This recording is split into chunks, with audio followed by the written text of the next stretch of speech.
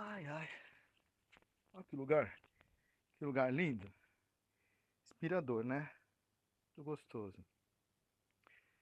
Bom, vamos lá. Vocês já devem ter visto, claro, o título do vídeo, né?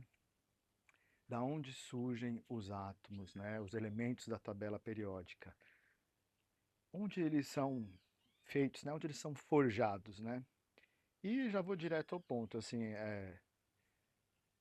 dentro das estrelas. Mas astronomia, gente, é um assunto que me interessa muito, que eu gosto muito. E tem muitos canais sobre isso, mas eu quero dar meu parecer também sobre esse assunto, porque eu adoro, eu gosto demais e eu acho que vale a pena. Bom, desde o Big Bang, né, do início onde tudo começou, onde tudo era partícula, né, na grande expansão, né, que continua acontecendo, né, do universo, depois de um certo tempo, de uma certa era, né, algumas eras, as partículas se uniram e se transformaram em prótons, né? Algumas em nêutrons, e os elétrons, que são partículas, já são partículas únicas, né? E aconteceu, né, pelas leis do universo, de os elétrons, pelas leis do universo, dos elétrons de estar, cada elétron está girando em volta de um próton, basicamente, porque essa é a forma mais simples, mais prática, né, da, da, de estabilizar um átomo, né? Por isso que esse é o átomo de hidrogênio, o átomo mais simples, nem nêutron ele tem. Muito bem. Levaram alguns milhões de anos para acontecer as estrelas de população, as chamadas estrelas de população 3, né? Por que é que a gente está agora? Elas têm o título de as estrelas que a gente tem hoje em dia, a maioria delas, né, pelo menos, ou que a gente vive, né, orbita, né, o Sol, são estrelas de população 1, né? Então a gente chama de estrelas de população 3 as primeiras estrelas que surgiram no universo. Era onde tudo era hidrogênio e a gravidade foi fazendo o papel dela, né?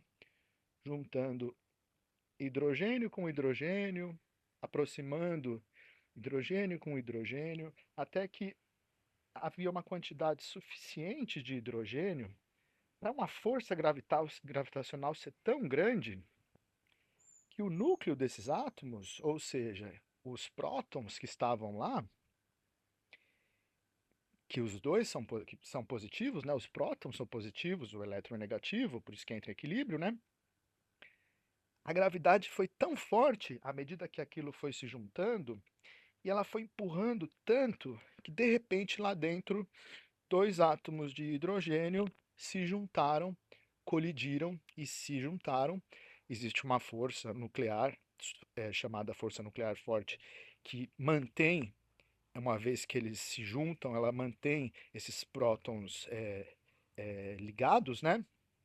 Só que isso libera uma energia e libera um fóton. Foi aí então que surgiu a luz, né?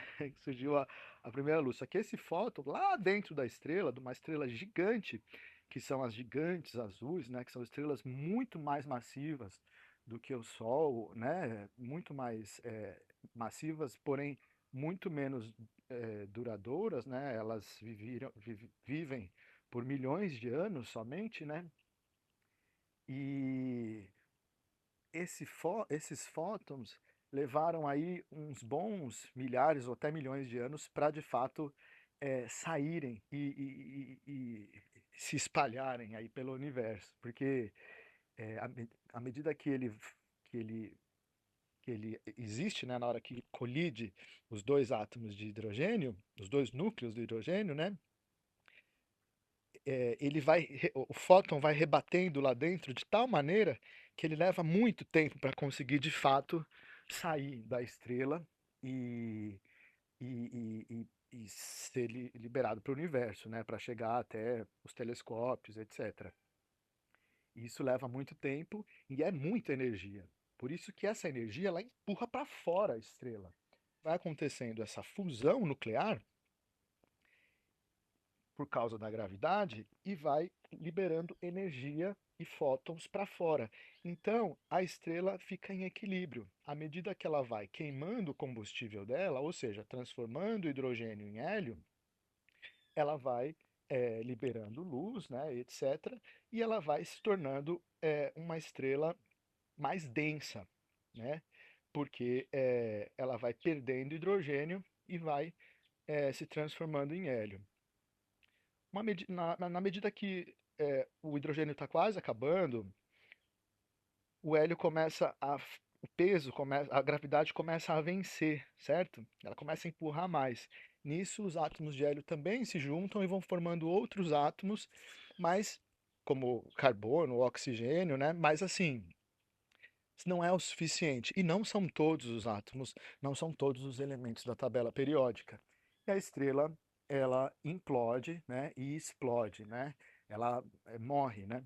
E isso, nesse momento, ela libera nos arredores dela muitos átomos já criados, né? Tanto de carbono como oxigênio, de hélio, de hidrogênio ainda. Muito bem. Aí, a partir disso, surgem as estrelas de população 2, né? Ou seja, depois de milhões de anos em que o restante de hidrogênio que tinha por ali e o que já tinha em outros lugares, nos arredores, eles vão se juntando e novamente acende uma outra estrela. Lá dentro já tem carbono, já tem oxigênio. Nos arredores, pode-se dizer que tenha tido protoplanetas, tenha existido planetas, mas com uma qualidade, uma pobreza, né, de elementos absurda, né? Porque nessa época, nessa região, nesse período, não tinha outros elementos. Muito bem, somente quando essas estrelas de população 2, que a gente chama, né, elas implodem, né, explodem, que se tornam uma supernova, somente neste momento é que a possibilidade da criação do silício, do ferro, do próprio oxigênio, do carbono, né? E do lítio, até do ouro e da platina e a prata, né?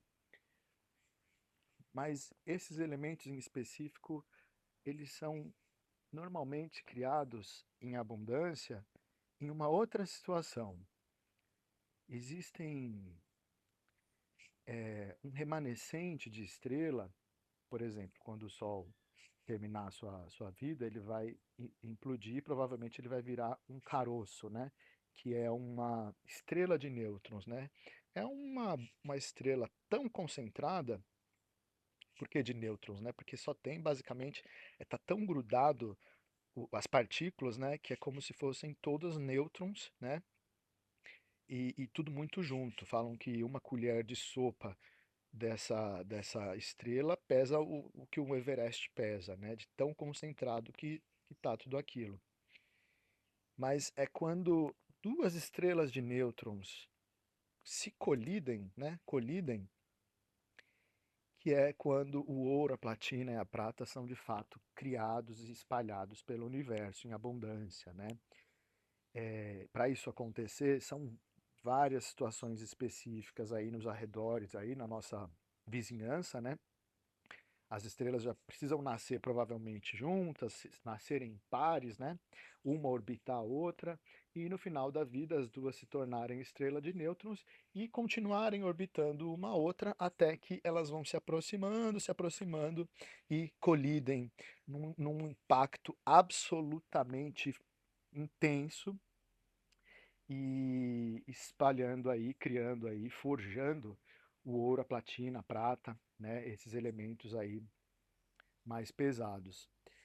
Mas vamos dizer aqui que o Sol estava nesse momento começando a existir, onde já havia acontecido a colisão de duas estrelas de nêutrons, a implosão e explosão de uma estrela de população 2, ou seja, já com todos os elementos criados lá dentro, à medida que essas estrelas de população 2 foram a gravidade foi pesando, ela foi criando lítio, né, o nitrogênio, né, e os outros elementos, e aí ela espalhou, semeou, né, a nossa vizinhança aí de elementos, de todos os elementos. Existem alguns elementos que são instáveis, né, que você fala assim, só se consegue fazê-los, né, criá-los ou em laboratório ou por cálculo. Sim, porque quando a estrela explode, né, o impacto, né, a força é tão grande que eles são criados, mas eles são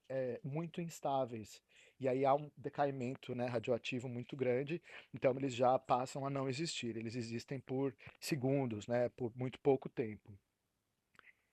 Mas no Sol as coisas aconteceram assim. Um átomo de hidrogênio estava aqui, acabou chamando outro dos que sobraram, né? Acabou puxando outro. O que estava mais perto aqui foi vindo, que a gravidade vai fazendo o papel dela. Só que se aqui tivesse um átomo de ferro, né? Você concorda que é muito mais pesado ele ser atraído por essa massa de hidrogênio que está sendo formada aqui do que um próprio hidrogênio? O hidrogênio vai chegar mais rápido. Então, por isso que no centro do sistema sempre fica a estrela. E sempre fica uma estrela que é formada basicamente por hidrogênio e hélio, né? A queima do hidrogênio e se transformando, né, em hélio por conta da força gravitacional. E nos arredores, os protoplanetas vão se formando, né, ao longo de milhões de anos, né? A estrela vai, com a gravidade, ela vai puxando, né, ela vai atraindo os átomos de hidrogênio, de hélio, alguns outros que estiverem ali no caminho, que vão ficar no centro, né, da estrela, os mais pesados, e nos seus arredores vai ficando os planetas, né, os protoplanetas que são mais pesados. Ela tem força suficiente para atrair o hidrogênio e hélio de uma boa parte do seu sistema, né? O Sol teve força para atrair o hidrogênio e hélio de grande parte do seu sistema, porque olha só, os nossos quatro primeiros planetas do sistema solar, Mercúrio, Vênus, né, a Terra e Marte, eles têm muito pouco hidrogênio e hélio. Ou seja, toda essa parte de gás ficou na estrela. E os gigantes gasosos, Júpiter, Saturno, né, Urano e Netuno, eles possuem hidrogênio e hélio porque eles já ficaram mais na periferia, vamos dizer assim, dos protoplanetas, né? Já eram planetas que estavam mais distantes do Sol, então eles mesmo conseguiram, a gravidade deles conseguiu atrair o hidrogênio e o hélio com mais intensidade do que o Sol, né? Então, isso é muito curioso. Por isso que existem os gigantes gasosos mais distantes e os rochosos, né, mais próximos do Sol. Então, isso é muito curioso, né? E isso mostra como tudo o que precisa acontecer, tantos milhões ou bilhões de anos precisam existir para serem criados todos os elementos. E aqui na Terra, a gente tem todos eles, ou quase todos eles, né, em abundância ou em equilíbrio para acontecer a vida do jeito que a gente conhece, que é a tal da vida baseada em carbono, né? No início da vida, não era o oxigênio que reinava aqui, o oxigênio foi subproduto de um certo tipo de uma bactéria e aí ele foi responsável, inclusive, por uma extinção em massa, né, das outras bactérias aí, que ele era super tóxico para elas. Mas ele é muito reativo ao oxigênio, então ele reinou aí com mais, é, é, ele acabou, ele acabou existindo, ele acabou reinando com mais facilidade aí, vamos dizer assim, dentre um monte de problemas que aconteceram, né? A forma de vida que a gente conhece, né, é baseada em carbono, porque o carbono é um elemento que ele se liga com muitos outros elementos e com o próprio carbono de uma forma muito firme, vamos dizer assim, as ligações é, de elétrons, né, as ligações atômicas, né, entre um átomo e outro, né, para formar a molécula, o carbono ele é muito forte para fazer esse tipo de coisa. E o oxigênio ele é muito reativo, né, por isso que pega fogo as coisas rápido, explode, né, porque existe oxigênio. Então, essa combinação assim de carbono com oxigênio, dentre outros, todos os elementos, é o que facilitou para acontecer a vida aqui no planeta. Mas a gente não pode dizer que só existe esse tipo de vida. Existem outros elementos que também são muito bons para se juntarem, né, com eles mesmos ou com outros átomos, né, como o tal do silício, né, muita gente fala disso, mas depende da temperatura, depende de outros fatores, e a gente então não sabe dizer em relação à vida em outros planetas que não seja, a gente não sabe nem procurar vida em outros planetas que não seja baseada em carbono como a nossa, enfim, que tenha uma atmosfera com oxigênio e etc, né? Mas isso é um assunto para outro vídeo. Basicamente, eu queria dizer, dar um panorama, né? Para vocês se interessarem, né? Para vocês, de repente, terem uma certa curiosidade, surgiu uma curiosidade para buscar um pouco mais sobre o assunto, porque é um assunto interessantíssimo, né? Vou deixar aí uns links no comentário de alguns canais aí do YouTube que eu assisto, que eu acho que são incríveis, que são excelentes e são muito bem feitos, né? Mas a ideia era realmente dar só um panorama, trazer uma curiosidade para vocês e sempre de uma forma mais reflexiva, né? Trazendo os assuntos nesse canal aqui, né? Assuntos totalmente aleatórios, mas sempre de uma forma mais reflexiva, de uma forma mais tentando aprofundar um pouco na reflexão, né? Para poder compreender, né, até para fechar sobre esse assunto, para compreender que o universo, tendo aí seus 12,8, 13 bilhões de anos, né, só o planeta Terra, só o sistema solar tem 4,5 bilhões de anos.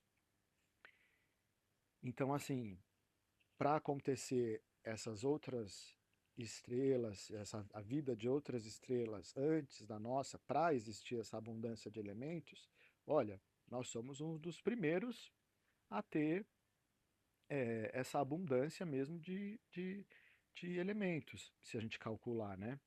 Então, um dia eu falo mais sobre a sorte que é de existir a vida como a gente conhece, e claro, a vida inteligente aqui no planeta, que é a única vida que a gente conhece, tem certeza, né? Porque são vários fatores, coincidências e mais coincidências que poderiam dar uma só errada, que já não existiria a vida inteligente como a gente conhece, né? Então é isso. Obrigado se vocês chegaram até aqui no vídeo, né? Clica no like se você gostou, compartilha, se inscreve no canal, manda para outra pessoa, mas explica que o canal vai ser sobre qualquer coisa, vários assuntos, desde que seja um pouco mais aprofundada a reflexão e trazendo sempre, de repente, o interesse em buscar mais informação sobre esse ou aquele assunto, né? Afinal de contas, tem muita coisa legal para a gente estudar e não precisa ser especialista em várias coisas, mas saber é muito bom. Saber, né? É muito gratificante a gente saber sobre certas coisas e poder compreender o mundo através disso que a gente sabe e tem certeza, por exemplo, que é através da ciência, né? Muito obrigado e até a próxima, gente. Valeu.